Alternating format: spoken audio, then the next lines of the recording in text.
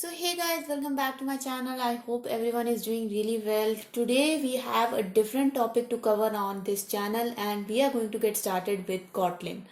So yes guys, if you like my content and you want to learn something with me, programming with me, then please do subscribe to my channel. Hit the bell icon for future notifications. If you have any questions, comments, suggestions, feedback for me, please put them in the comment section below so that I can address them and have a look at them as soon as possible. Also guys, before going, please do give this video a big thumbs up and share it with your friends as well. Now without delaying it any further, let's get started. So guys, as I told you, the topic of today's video is Kotlin. So today we are just going to know an introduction to Kotlin, how to get started with it, and what are the advantages and disadvantages of Kotlin. So let me first introduce you to Kotlin. So basically Kotlin is any language just like Java, C++, etc. So Kotlin is also like a programming language.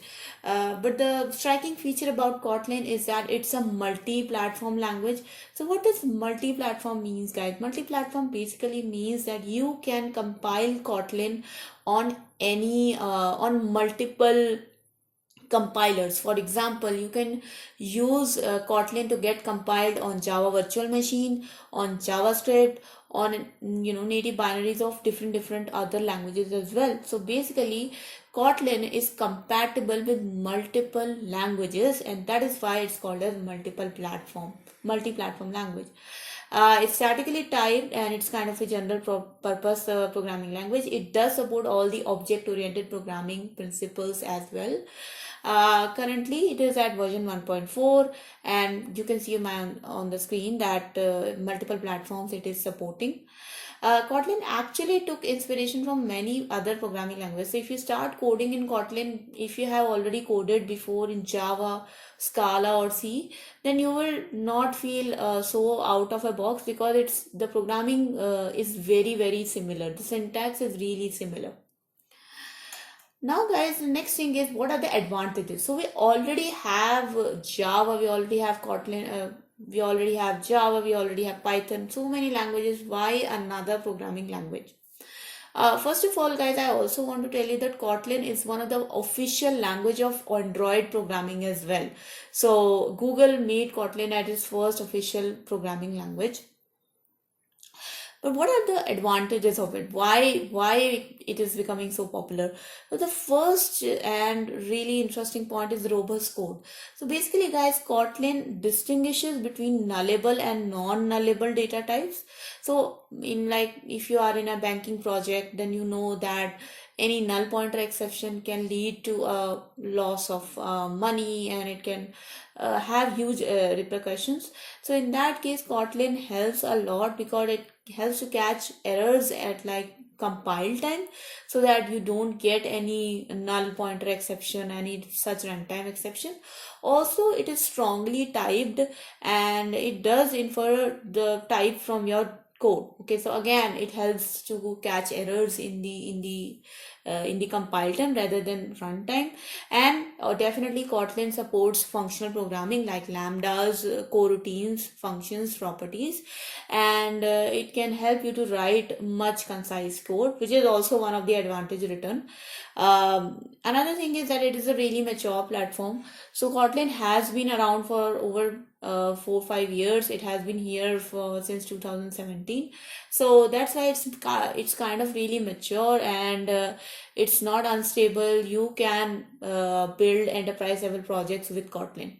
And that's why also Google made it as its official language, because it's now mature enough to be used as one of the primary language basics for Android apps.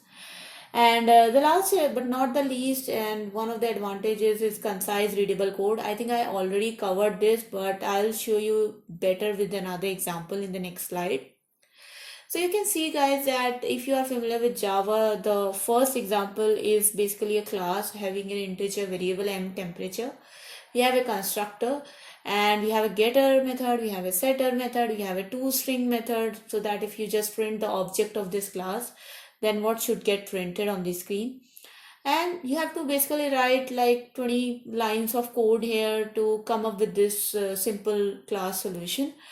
But with Kotlin, you can do this in one single line. So all you have to do is data, class aquarium and just declare the variable and the data type of that variable, because it's a strongly typed language.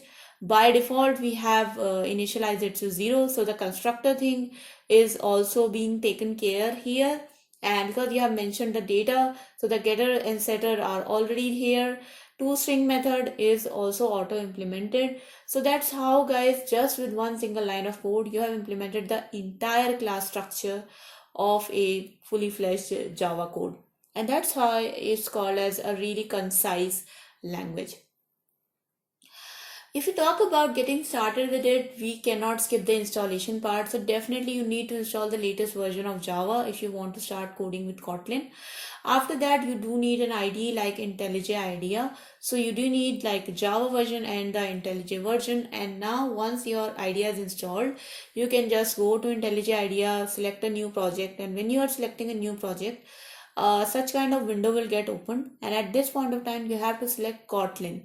So if you select Kotlin and you click on next, then the project which you will create will support the Kotlin language.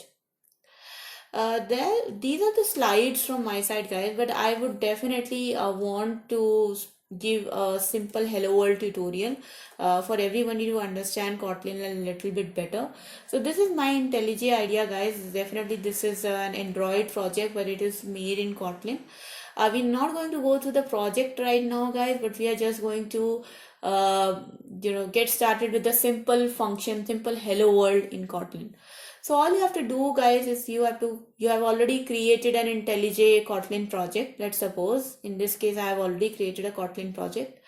Just go to the tools, go to Kotlin, and then click on Kotlin REPL. And once you select Kotlin REPL, guys, then basically, sorry, I have to select a different app here. I have to select my main Android app. So yeah, so once you click on Kotlin REPL, you will be presented with like a shell. Okay, so this is basically a shell, just like Python, you get a Python shell. So it's like Kotlin REPL is like a Kotlin shell where you can write code and execute it then and there with just control plus enter. So here I'm going to write a function. Just here you have to write fun, which is the short for function. I'm going to write the name of the function, print hello, then simple curly braces, and just have to write println and double quotes hello world. Now once this part is completed, all you have to do is control enter. If you have a Mac, then you have to do command enter, but I don't have a Mac, I have Windows, so I'm doing control enter. To call this function in the next line, all you have to do is write print hello, and you can see the IntelliJ gives me suggestions as well. So I can just select this suggestion and do control enter again, and you can see, guys, the hello world is printed on my screen. So this is how simple Kotlin is. You can execute some code on your terminal like Python. You can create a one-line class just like Java. It's multi-platform, supported by JavaScript, Java, etc., etc. So that's why it's so popular, and that's why it's working so well. But that was all in this video, guys. I hope you guys enjoyed this video, learned something from it. I will be continuing further with the Kotlin series with some of the basics, covering them. So yes, guys, if you want to learn programming with me, then please do subscribe to my channel, hit the bell icon for future notifications, give this video a big thumbs up and share it with your friends as well. And guys, if you have any questions, comments, suggestions, feedback for me, please put them in the comment section below so that I can address them as soon as possible. And I'll meet you guys next time. Until then, bye bye.